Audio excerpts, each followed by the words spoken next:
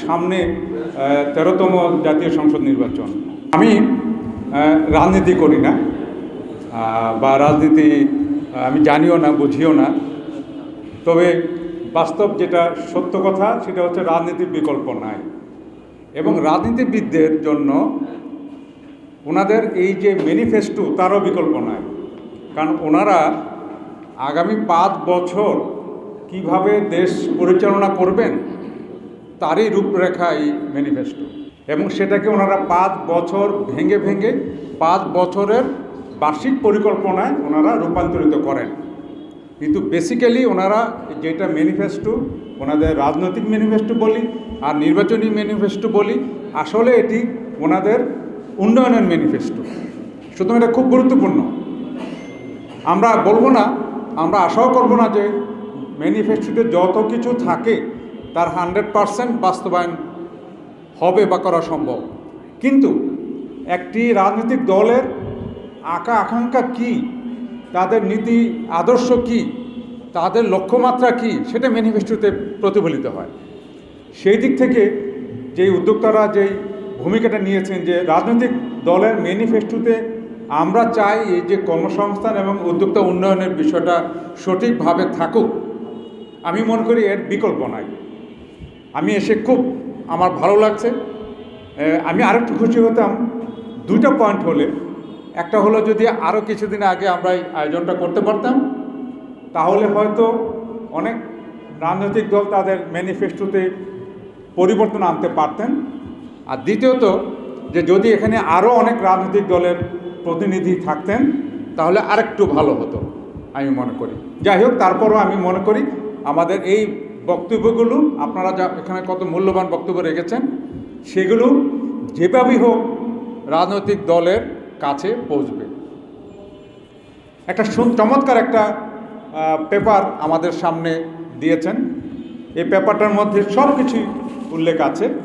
আমি অনুরোধ করব, আমি জানি না হয়তো ওনাদের প্রোগ্রামে আছে, যে এই পেপারটিকে আরেকটু প্রায়োরিটি দিয়ে, মানে যে বিষয়গুলো প্রায়োরিটি দেওয়া দরকার, প্রায়োরিটি অনুযায়ী সাজিয়ে প্রত্যেকটি রাজনৈতিক দলের কাছে আমরা পৌঁছাতে পারি কিনা,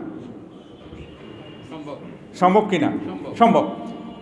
ওনারা একটু চিন্তা করুক যে এই ফোরাম কি ভাবছে। যদি তাতে কোনো একটি দুটি রাজনৈতিক দলের ম্যানিফেস্টোতেও ওনারা যদি কোনো ন্যূনতম পরিবর্তন আনেন, আমি মনে করি সেটা একটা সার্থকতা। তা আমার মনে হয় এটা সম্ভব। যাই হোক, এখানে অনেক আলোচনা হয়েছে, আমি খুব দীর্ঘায়িত করব না। একটা কথা বলি, ছোট্ট একটা পয়েন্ট দিয়ে শুরু করি।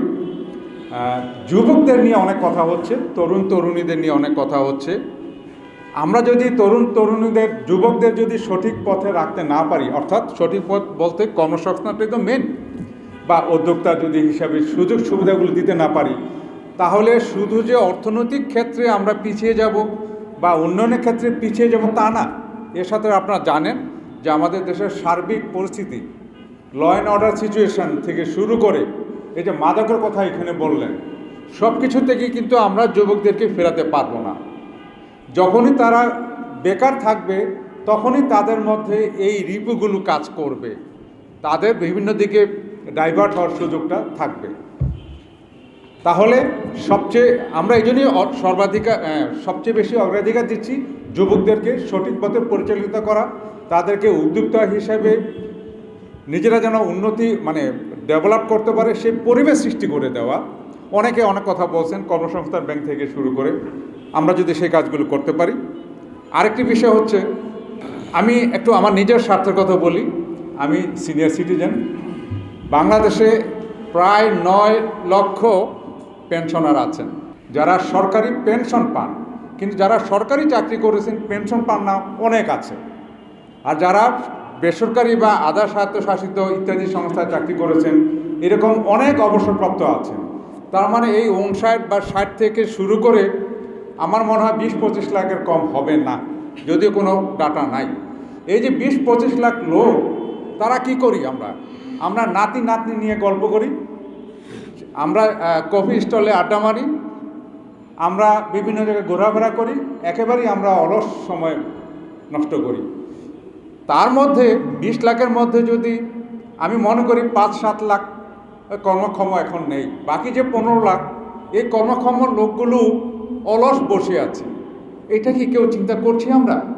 তাদেরকে কি একটু কাজে লাগানোর কোনো সুযোগ আছে কি না জাতীয় উন্নয়নে, দেশের উন্নয়নে? এটা আমরা কেউ ভাবি না। এটা কিন্তু একটা ভাবার বিষয় আমি মনে করি। আমি এখানে অনেকেই ব্যাংক এবং বিশ্ববিদ্যালয়ের কথা বলেছেন। আমি চিন্তাই করতে পারি না আমাদের এই যে এতগুলো ব্যাংকের পারফরমেন্স কি আপনারা সবাই জানেন। গত 15 বছর কি করেছে ব্যাংক, সেগুলো আমি সেই দিকে যাচ্ছি না। তারপরও ব্যাংক কিছু লোকের কর্মসংস্থান দেয়, কিন্তু বাংলাদেশে 100-200 বিশ্ববিদ্যালয় আছে, 173-74টা বিশ্ববিদ্যালয় আছে বাংলাদেশে। তার মধ্যে মাত্র 50টা টেকনিক্যাল, আর বাকি 125-30টা যে বিশ্ববিদ্যালয় সাধারণ বিশ্ববিদ্যালয়। কেন রে ভাই 130টা সাধারণ বিশ্ববিদ্যালয় কেন? ওনারা কি প্রডিউস করছেন, কি তৈরি করছেন? ওনার বেকার তৈরি করছেন। আমরা এটা কি চিন্তা করি? সেজন্য আমরা বলছি শিক্ষিত তরুণ 80% নাকি বেকার। আমাদের এই যে বিশ্ববিদ্যালয়গুলো, ওনারা কি কখনো চিন্তা করেছেন যে আমাদের জব মার্কেটে, শিল্পক্ষেত্রে, কৃষিক্ষেত্রে কী ধরনের কতজন কোন বিদ্যায় পারদর্শী লোকের দরকার? এই লিঙ্কেজটা কি আছে? আমি সেদিনও বলেছি আদৌ কোনো লিঙ্কেজ নাই। বিশ্ববিদ্যালয়ের স্নাতকোত্তর ডিগ্রি বা পিএইচডি কী জন্য প্রয়োজন হয়? শিক্ষক হওয়ার জন্য, প্রশিক্ষক হওয়ার জন্য, গবেষক হওয়ার জন্য। সবাই কি শিক্ষক হবেন? সবাই কি প্রশিক্ষক হবেন? সবাই কি গবেষক হবেন? সবাই কি নীতি নির্ধারক হবেন? তাহলে কেন আমরা 130টা বিশ্ববিদ্যালয় এই দেশে আমরা লালন পালন করছি? এটিকে আমি অনুরোধ করব আমাদের রাজনৈতিক দল যারা আছেন, ওনারা এটা নিয়ে ভাবুক। আমি বলছি না বিশ্ববিদ্যালয় বন্ধ করে দেওয়া হোক, আমি সেটা বলবো না, কিন্তু এই বিশ্ববিদ্যালয়ের যে গ্রাজুয়েটরা বেরোচ্ছে তারা কি কর্মসংস্থান কিভাবে কন্ট্রিবিউট করবে সেই রকম একটা পলিসি বের করা হোক, এটা আমি অনুরোধ করব। নারীদের কথা অনেকে বলছেন, আমি এখানে একটু ভিন্ন কথা বলি। আমার এক বোন বলছেন 30% নারী কর্মসংস্থানে আছে। আমি এটা বিশ্বাস করি না। আপনি গিয়ে দেখেন গ্রামে 90%, 95% নারী কর্মসংস্থানে আছেন। সবাই কৃষিকাজ করছেন নারীরা, অনেকে ব্যবসা করছেন, অনেকে কুটির শিল্প করছেন, অনেকে অনেক কিছু করছেন, কিন্তু আমরা বলছি 30-35% নারী কর্মক্ষেত্রে আছেন। এটা মিথ্যা কথা। তাহলে ওই যে বাকি 60% বা 50% তারা যে শ্রম দিয়ে যাচ্ছেন, তারা যে কন্ট্রিবিউট করে, আমরা স্বীকৃতি দিচ্ছি না।